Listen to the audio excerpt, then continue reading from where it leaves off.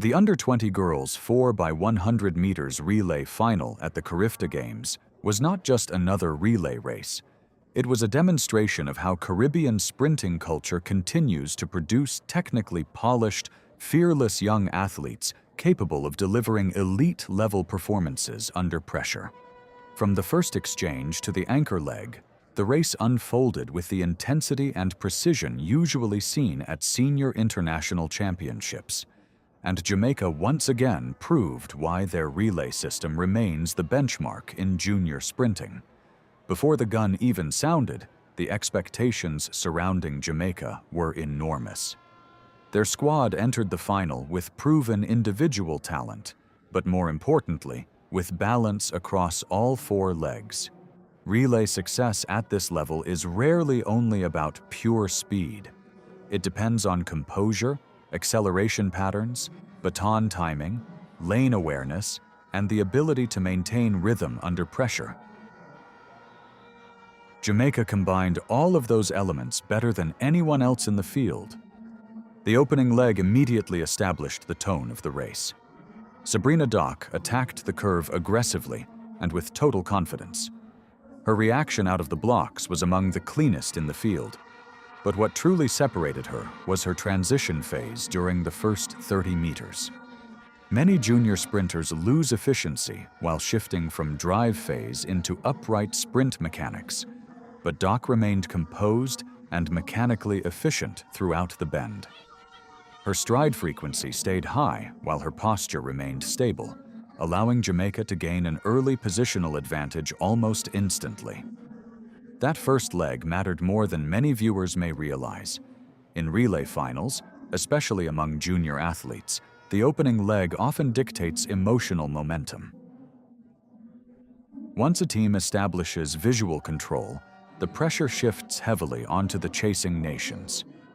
Jamaica created that pressure immediately, forcing the other teams to run aggressively from behind rather than executing their preferred race pattern. Trinidad and Tobago refused to allow Jamaica to break away early. Kai Frederick delivered one of the strongest second legs in the entire final. Running the backstretch with aggression and commitment, she attacked the stagger hard and attempted to close the visible gap entering the exchange zone. Her performance kept the home crowd fully engaged and injected real tension back into the race. The importance of Trinidad and Tobago's response cannot be overstated. Relay races often become psychological battles after the opening exchange.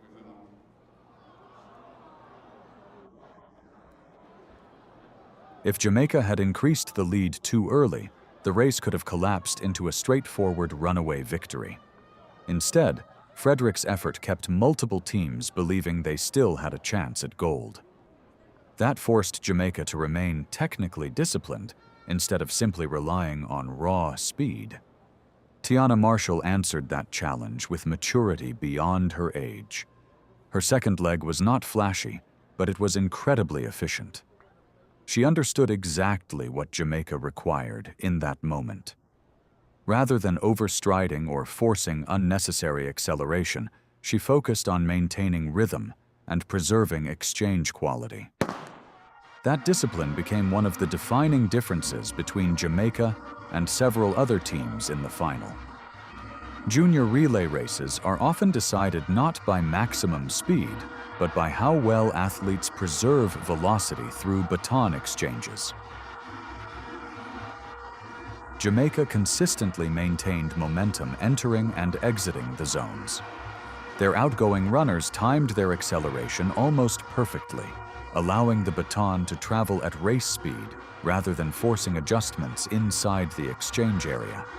That technical cleanliness prevented disruptions and protected their advantage. The third leg ultimately became the turning point of the final. Abigail Wolfe entered one of the highest pressure situations imaginable for a young sprinter competing at her first CARIFTA Games. Instead of looking nervous or tentative, she ran with remarkable calmness. Her curve running was controlled, balanced, and technically advanced. Most importantly, she increased Jamaica's advantage without appearing strained. Wolfe's contribution deserves major attention because third legs are frequently overlooked in relay analysis. The third runner carries enormous tactical responsibility. They must navigate the curve at high speed while preparing the team for the decisive final exchange. A poor third leg can destroy an otherwise dominant relay. Wolf did the opposite.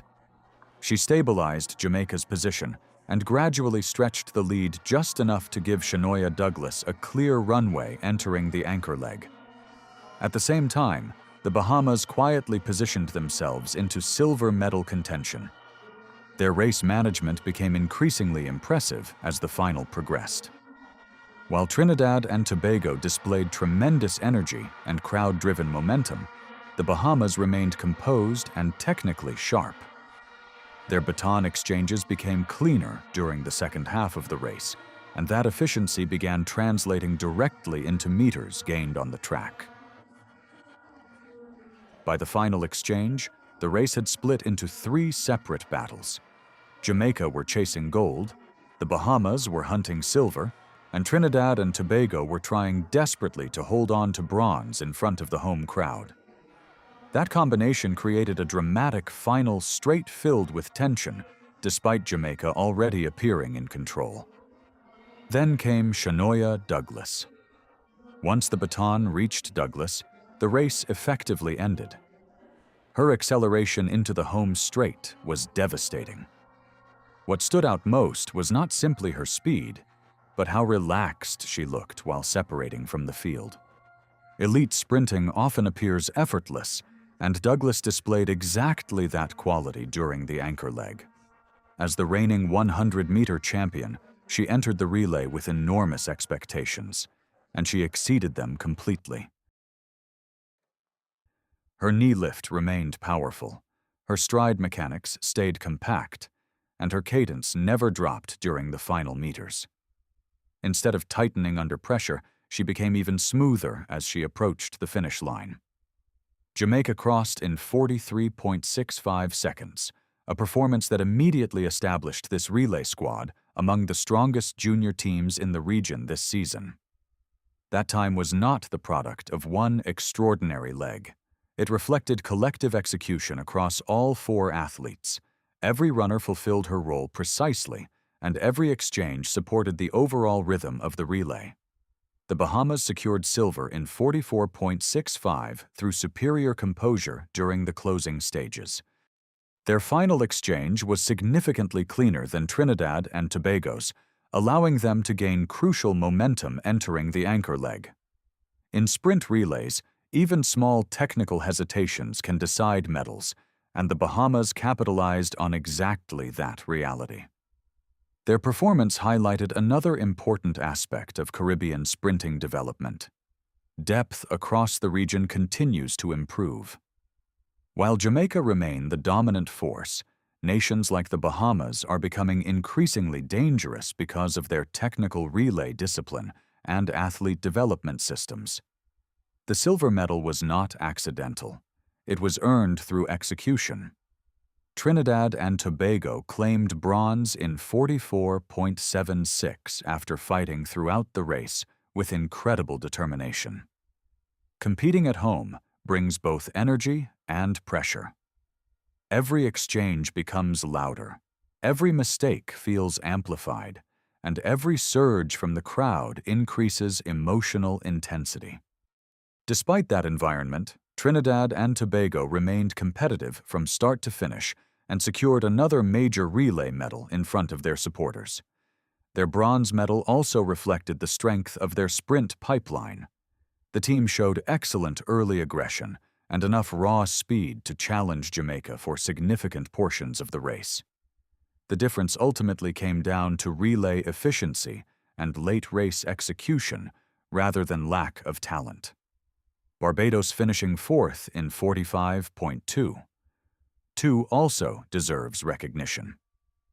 Although they did not reach the podium, their consistency and organization allowed them to remain competitive against some of the strongest sprint nations in the Caribbean. Finals like this provide critical experience for developing relay squads, and Barbados demonstrated promising relay structure throughout the race. One of the most important takeaways from this final was the overall technical standard displayed by the athletes. Junior relay races sometimes become chaotic because of rushed exchanges and inconsistent acceleration patterns. This race was different. The leading teams showed discipline, preparation, and advanced understanding of relay mechanics. That level of execution reflects the quality of coaching systems across the Caribbean. The CARIFTA Games continue to serve as one of the most important development platforms in global athletics because they expose young sprinters to elite regional pressure at an early age. Many future Olympic and World Championship stars first learn how to manage expectations, relay chemistry, and championship racing in this exact environment. Watching this final, it was impossible not to think about the future of Caribbean sprinting. Several athletes in this race already display the movement quality, competitive instincts, and technical foundations needed for senior international success. The combination of speed and composure shown by Jamaica's quartet was especially impressive because junior athletes often struggle to maintain consistency under championship pressure.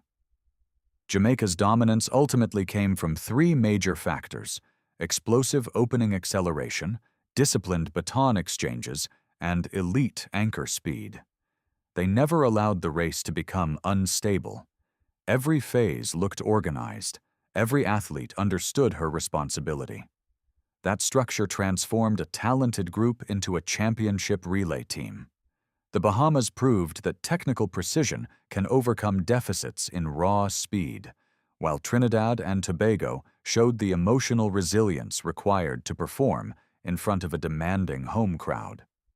Together, all three medal-winning nations demonstrated why Caribbean sprinting remains one of the most powerful forces in world athletics development. This was more than a junior relay final. It was a preview of the next generation of Caribbean sprint stars, and based on what unfolded in Trinidad and Tobago, the future of the region's sprinting tradition looks exceptionally strong.